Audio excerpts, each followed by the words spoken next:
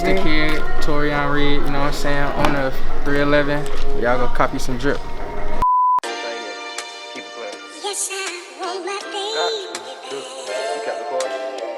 back. I need her right away. Got exclusive drip, that's just off the rip. Styrofoam cup, come and take a sip. Count up with my hoe, cop another load, sell another load, they gon' get some more. Mac 9 a grip, that's just off the rip. Interstate shooting, send them through your whip. Alright, I'm Torrion Reed, owner of 311 US, and I'm from Rock Hill, South Carolina. Well, I started off just customizing jeans, distressing jeans. Like, I was doing knee blowouts for like $15, and then from there I started just drawing on jeans with fabric markers, and then from there I started learning how to like just sew and do patchwork. I started off with patchwork, and here I am today. It just grew and grew type shit. The first thing I did was patchwork. No, the first thing I did was knee blowouts. I had these gray jeans, and a dude from Northwestern, he was like, yo, I need my jeans like that right now. I need them just like your pants. Give me a price. I was like, shit, my first time doing some shit, so I was like $15. So that's what it was, $15. Did his shit, other people seen it, and they was like, oh wow, let me go ahead and buy into that too. So that's what it was. Patchwork for me, it was just, I actually was on Google. Like, I used to Google a lot of stuff when I first started off, like Google and YouTube, and I would just Google like just different forms of how to do patchwork. But for the most part, I already knew how to do patchwork, like just from a standpoint of being an artist. Like, I always knew how to draw, and like doing, like, I would just look at it as basically a collage, like, you know, just gluing stuff onto a paper. Like, if you ever had a magazine, you just cut the magazine out, put it on paper. So that's how I got into patchwork and stuff like that. And then from there I started Googling how to do like distress, and that's when I like discovered F. Bravado. He a black designer. He did work with Virgil Abloh before he died. And another one of my influences would be like Kanye, as far as like just color schemes go, and like just his design process, and like how he just say what he want to say, and he don't really care about what people think about him. So those are my big inspirations. But another inspiration would be just a lot of Japanese fashion. I like their fashion because it's different, you know, different sense of fashion. So the most rewarding aspect of this would be like just seeing people wearing it, like, and then my grandma and my mama, they always be like, oh my god, I seen somebody wearing your jeans the other day, I seen somebody wearing something you made.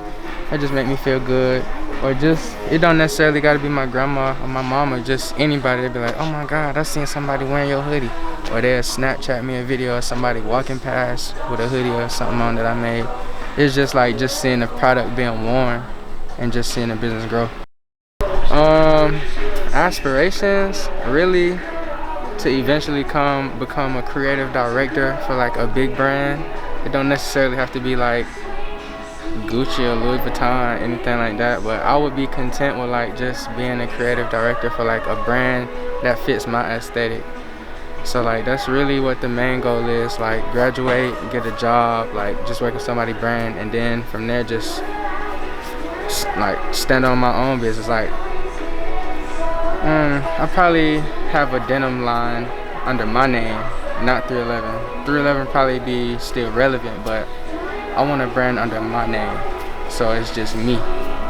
So that's the main goal.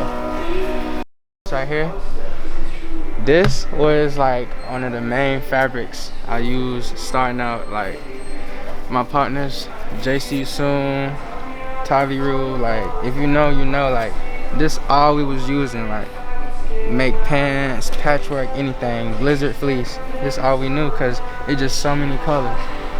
But graduated from the blizzard fleece, but I just had to throw that in there. Okay, the fit, got the Haters Go to Hell hoodie. You got the pants, 1 of 1 unreleased, actually not 1 of 1, on private order, but unreleased. Then you got the Raf Simmons. These are called Detroit Runners. Raf Simmons, Detroit Runners. And then you got the Haters Go to Hell Trucker. You can find all of this on 311 US. That's Instagram. Then omostudios.com. That's the biggest, like, that's really like the biggest part of my design process, like just colors, color theory. I shit about color wheel in here, but it's like you see all these colors in here. I just love colors. Like, out of all professors I had at SCAD so far, my color theory teacher, well, professor, I think his name was John or something, I don't know, he just made me feel like he believed in me. And just keeping it a stack, it's not really too many professors at SCAD that make you feel like they believe in you. So it's like me and him, we just had, I don't know, like a connection. Like, he believed in my work and he made me feel like I could actually do it. So it's like, that made me buy into his class a little bit more. So I'm like, oh, maybe I need to pay attention to colors type. So it just made me pay attention to like color wheels, different color schemes, you know what I'm saying? Favorite color scheme would probably be like monochromatic. I have to say my top 5 favorites would be the green jacket.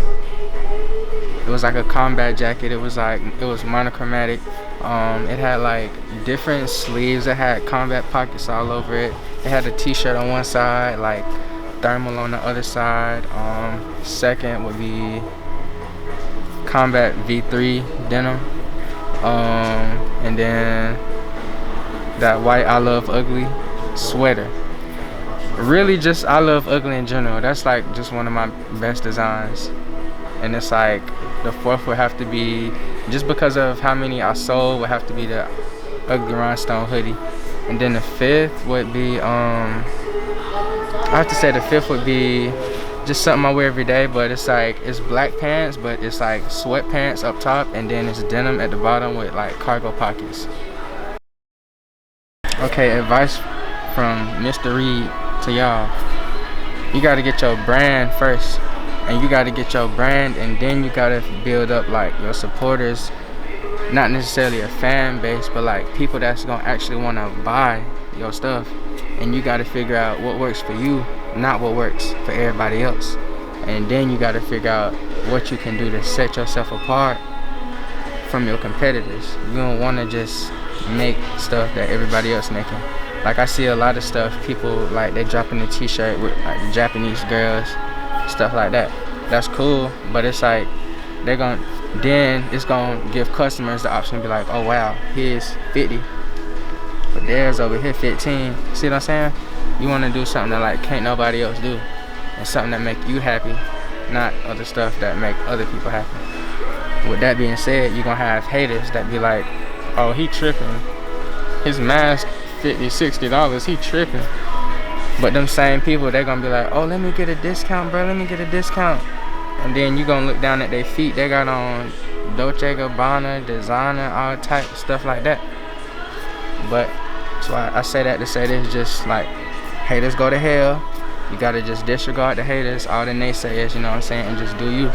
Cause you always gonna have people that look down, talk down, hate, cause they're not in the position that you in, type. I want to be known in the black community just for my work ethic and just like how far I came living South Rock Hill, you know what I'm saying, to just living lavish. That's really what I want to be known for. Just as many haters as I have, I just want to be known for like just my work ethic and my perseverance. Really, that's all that matters to me, is just, you know, waking up every day and just doing it for real. That's really what mattered to me most, just being remembered. Like, oh, he didn't never stop, he kept going. It was a lot of people that tried to do what he was doing, but he the only one that stuck to it because his heart was in it for real. I'm all about the youth and the kids. Like, last summer I was just working a YMCA job as a mentor, just working with the little kids. Like, I just love being around little kids, just the youth, because they're so pure and they just find inspiration in anything. But I'm all about like just, you know, helping whoever I can help. So if it's little kids that I gotta help one day, I'm gonna help them. If it's the homeless that I gotta help one day, I'm gonna help them too. Like, I'm all for the homeless. Just anything, anybody that can help, I just gotta give a heart. It's been real with y'all. It's the kid Torrion Reed, 311. Y'all go copy some drip, Omo Studios.